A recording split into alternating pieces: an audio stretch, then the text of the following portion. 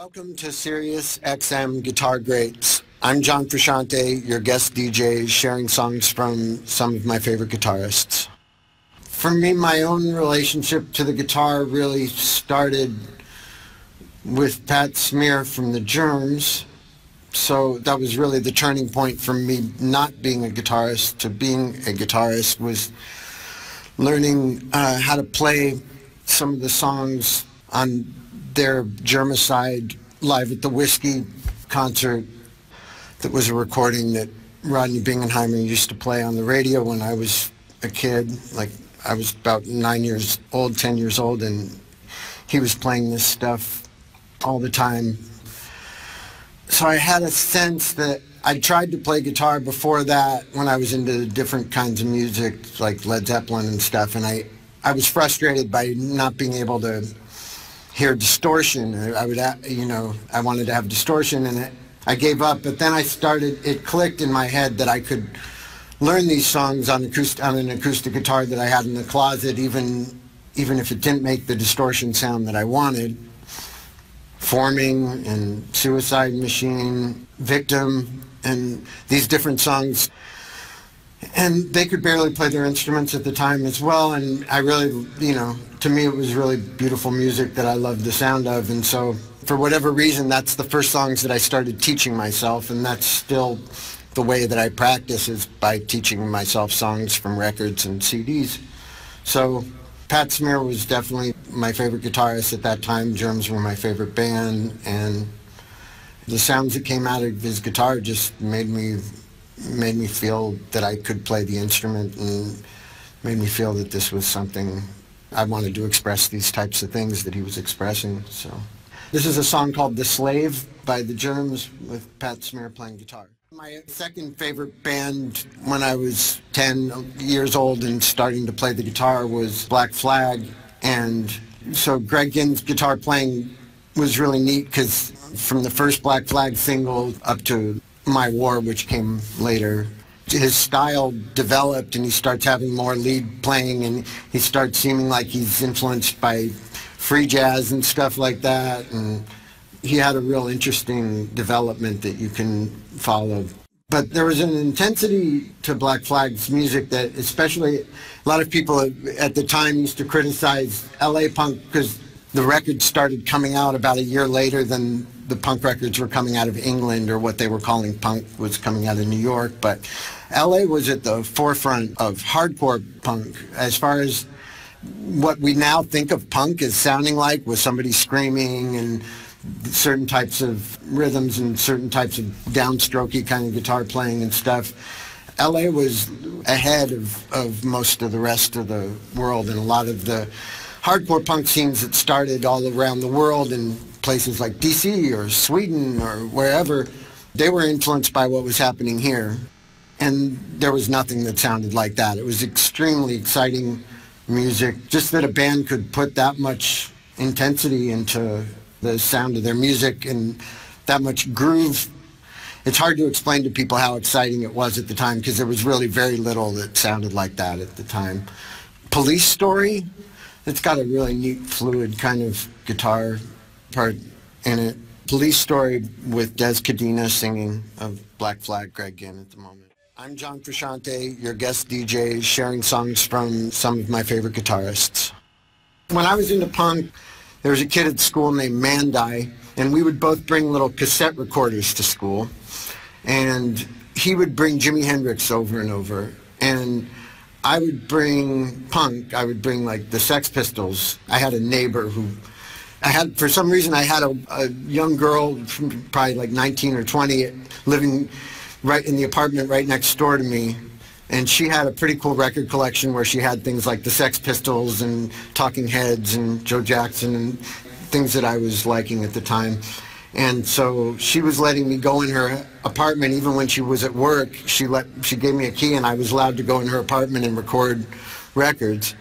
So I recorded the Sex Pistols' Nevermind the Bullocks, and I would bring that to school, and Mandai and I would have these arguments. I would say that Sex Pistols were much more important band to music than Jimi Hendrix was to music. Like, I didn't really know You know, I was open to it and interested in the discussion, but I used to make him really mad by saying the Sex Pistols were more important than Jimi Hendrix. And then it was when I moved to the Valley, all of a sudden I got really into Jimi Hendrix. That was sort of like a turning point of me really, you know, having this thing that seemed a bit beyond my ability, whereas punk felt comfortable by this point, and this thing, there was a lot of mystery around it. You know, I would hear something like Little Wing, and I thought it was like 3 or 4 guitars, or at least I thought that he was making one guitar sound like 3 or 4 guitars. And I once went to an Indian reservation. They had a band there, and the guy was playing Little Wing, and I thought for some reason I had it in my head that nobody had ever figured out how to play this song on guitar. I thought, playing Little Wing, I thought he had like cracked the code, you know. I thought it was this monumental thing that I was witnessing. And so it was, you know, moments like that that made me really be striving to uncover these secrets. I also remember playing for my guitar teacher the moment in the Star Spangled Banner at Woodstock where you hear him feeding back on a note. He plays a note and it starts feeding back, and then the note, without him picking, the note suddenly becomes like an octave higher, and then he's moving the whammy bar a little bit, and then the note becomes an octave or 2 higher than that even. And so there's tons of things like that in his playing. You know, simple things like his vibrato and the way that he bent notes. I was striving to make my fingers strong enough to be able to make those sounds. So he was definitely, like, in those first years after being into punk, he was the person who I was striving to be able to emulate, you know. But yeah, he was the first for sure. Some of these techniques as being techniques that I came up with or something, because they're in Under the Bridge and Snow and other tunes that I've done in the band. These are all Jimi Hendrix techniques, you know. And people did them before him too. Curtis Mayfield was also doing this type of thing. There's some others that I notice from time to time. But Jimi Hendrix definitely took these kind of techniques a long way. So since I've talked about Little Wing and Star Spangled Banner and mentioned Nevermind the Bullets by the Sex Pistols with Steve Jones' wonderful guitar playing, let's play all of that. Let me mention that another major moment for me was gradually discovering Jeff Beck's guitar playing around the same time as Jimi Hendrix. And I mean, my mother had gone out with a guy who was a pot smoker and was really into Jeff Beck's Blow by Blow and Wired albums, which were very popular around that time, around 1976, 77. And so she bought both of those albums for me as a present, and those were very exciting albums to me.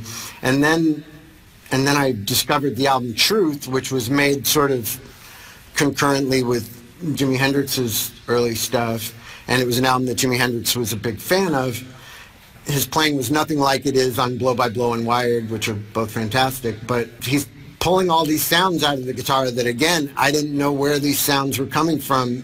He's doing it mostly on a Les Paul, and there's no whammy bar or anything. He uses the whammy bar quite a bit on Blow by Blow and Wired, but on Truth there was no whammy bar, and yet you're always hearing him doing these tricks and making these sounds that I just, you know, hearing the sounds that had come out of my guitar, I just didn't understand where these sounds were coming from, and it's one of those things, again, that I gradually started to understand.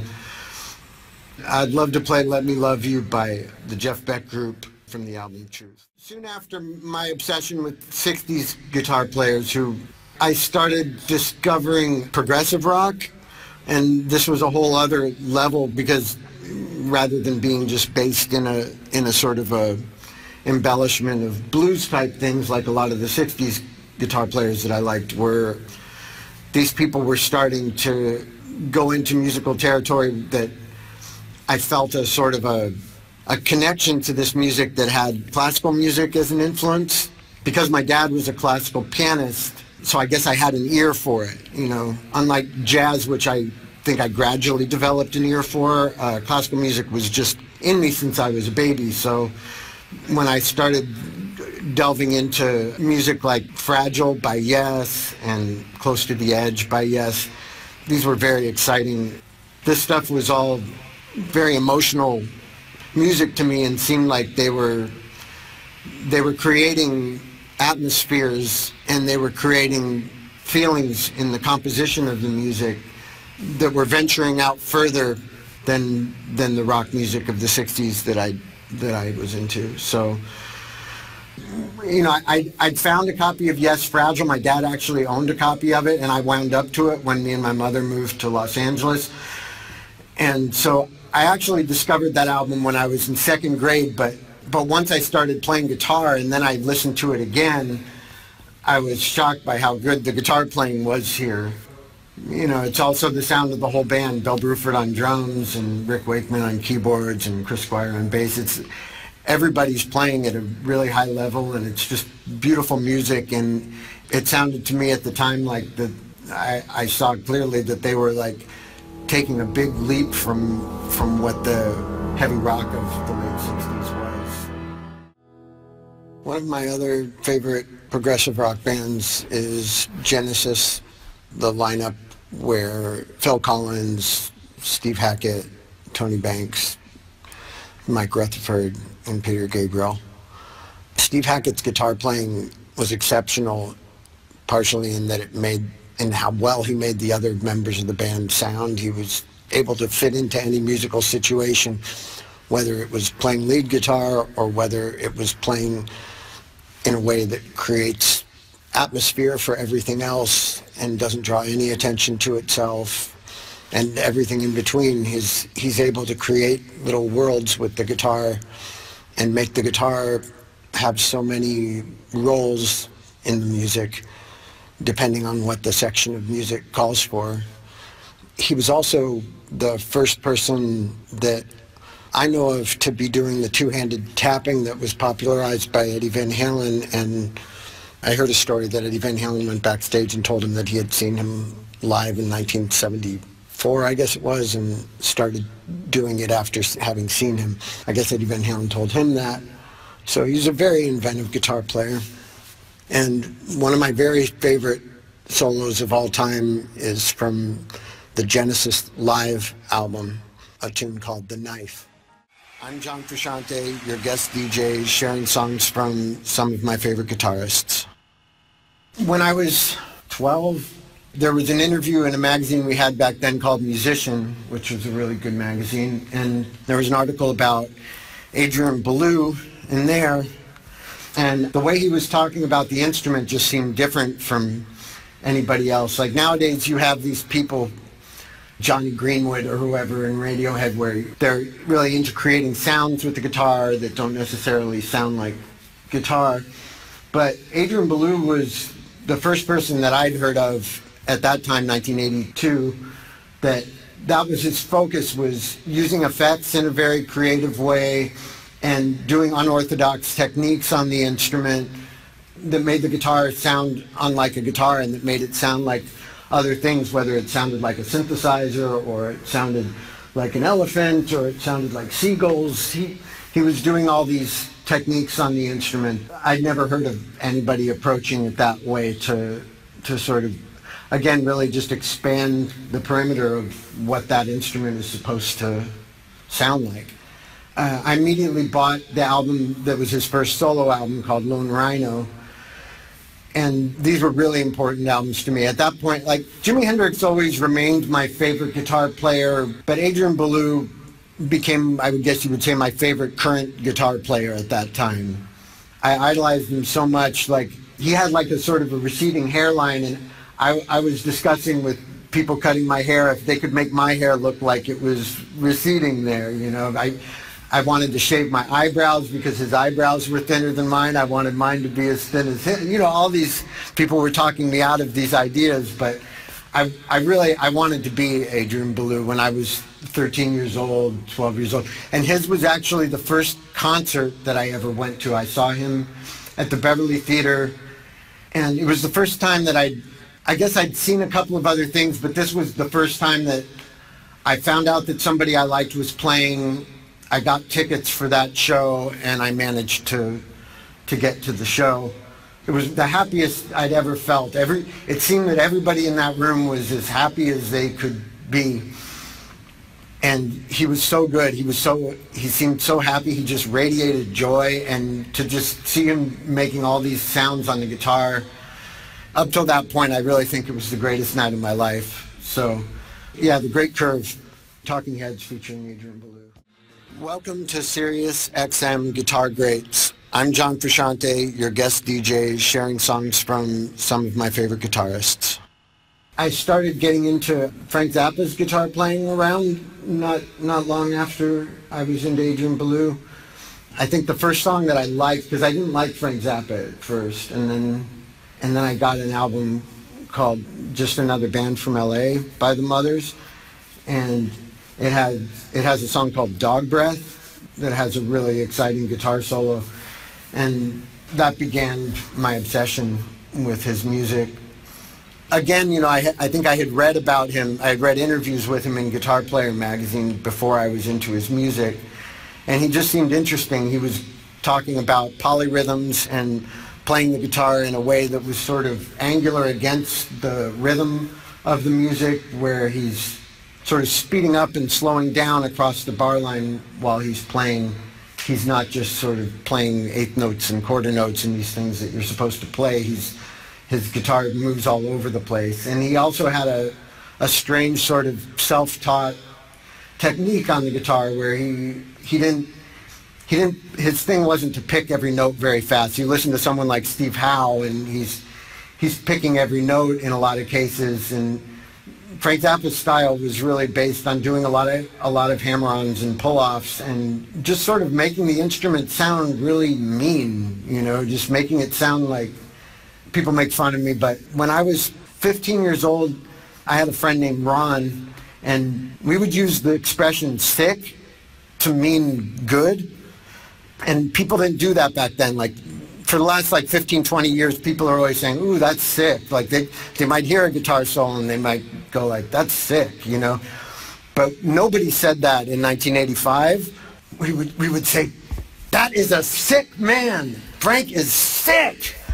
And yeah, we meant that he's great. But we also meant something else, that it had a quality of dirtiness and meanness to it, that we were using the word sick to describe that feeling. But Frank Zappa was definitely the person that we were saying it about the most. We would say it about other people, but he was the big one. So this is the song Dog Breath, and it has a sick guitar solo. So through Frank Zappa's music, there was an issue of Guitar Player in 1982 that had him on the cover with a tiny little guitar, a little electric guitar, and it had an extra interview that had who was then the guitar player in his band, Steve Vai, and it was called Zappa's Little Italian Virtuoso. Myself being Italian and whatever other aspects there are that may be something that's in his soul that's in my soul or something, like, I just felt very connected to this person, and I loved the way he talked about the instrument and the way he talked about his practice, and he just seemed to see deeper into the instrument than other people, and it seemed to be more important to him to have really efficient methods of practicing it and conceiving of it. And it seemed like he was really pushing the instrument to go as far as he could into the infinite nature of the possibilities of the instrument, doing things that no other guitar players could do. You know, his job in Frank Zappa's band was sort of, Frank Zappa would sometimes credit him as stunt guitar playing, because he was playing things that there had never been a guitar player in Frank Zappa's band who could do those things. So again, it was one of these challenges to myself as I started to get into his guitar playing, to be like, okay, well, this is like the high, what I considered to be, for the stuff that I liked and had an ear for, like that seemed to be at the high level of what a person could strive for. So I was working real hard on trying to do these things, and so each thing that came out of him, from the first Alcatraz album to the David Lee Roth album to the Public Image album that he plays on, I was buying all these things like the day they came out. It was very exciting to me. And the song I'd like to play of him is called Ease, and it's from the Public Image album, the generic Public Image album. I would put this song sort of in the same category as that, the great curve of Adrian Belew, where they're kind of extended soloing, and there's just really no guitar playing like it. And especially something about his playing combined with the backing track of this music. It was just a great combination, a great decision by John Lydon and Bill Laswell to include him on this record. And so I really think these are two guitar solos. It doesn't get any better than these. So Ease by Public Image featuring Steve Vai. I'm John Frusciante, your guest DJ, sharing songs from some of my favorite guitarists. What it felt like to be in the 80s and to be hearing all this, there was so much guitar playing that was just people kind of doing a bad imitation of Eddie Van Halen. And there were these certain people like I've mentioned, like Adrian Belew, Warren Cucurullo, Andy Summers from the Police as well, Steve Vai, where it seemed like these people were definitely getting things from the techniques that Eddie Van Halen brought to the table or the techniques that Jeff Beck brought to the table, but they were doing something completely different with them. And it was inconceivable at that time to me, I was interested in guitar players who were doing something that seemed brand new and managing to do it in the context of what was then popular music. So Warren Cucurullo was with Frank Zappa for a short amount of time, and him and some other members of Zappa's band formed the band Missing Persons, and I was a huge fan of them for all their time together. And a lot of my approach to guitar playing, I think for those later teenage years especially, was I wanted to be a guitar player version of Terry Bozzio. I was really into his drumming. And I really, again, like Steve Vai, you read an interview with him at the time, there was a great issue of Modern Drummer with him on it, where he would go on and on. He just seemed to see so deeply into music and to care so much about every nuance of playing. And he was interested in pushing his instrument far in directions that it hadn't been taken. I was really into what he was doing with electronic drums and with drum machines even. I thought all that was really cool.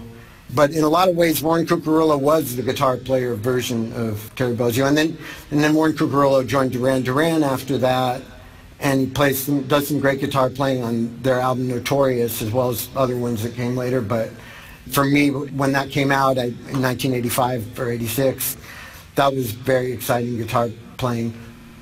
I'd like to pick this song called American Science by Duran. And again, you can see somebody doing those techniques that were some of them were in vogue at that time, but doing them in a way that didn't sound like anybody and didn't sound like he was trying to copy Eddie Van Halen or anything like that. Somebody who just really had their own voice. For me, he was one of the few role models that I had at that time who was making music that was popular, but doing something really adventurous with the guitar.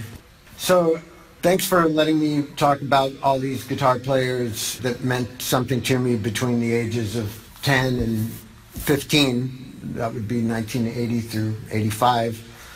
It's been fun going down memory lane with you people, and I hope you enjoy the guitar solos on this last tune, which is called American Science by Duran, featuring the guitar playing of Warren Cucurullo.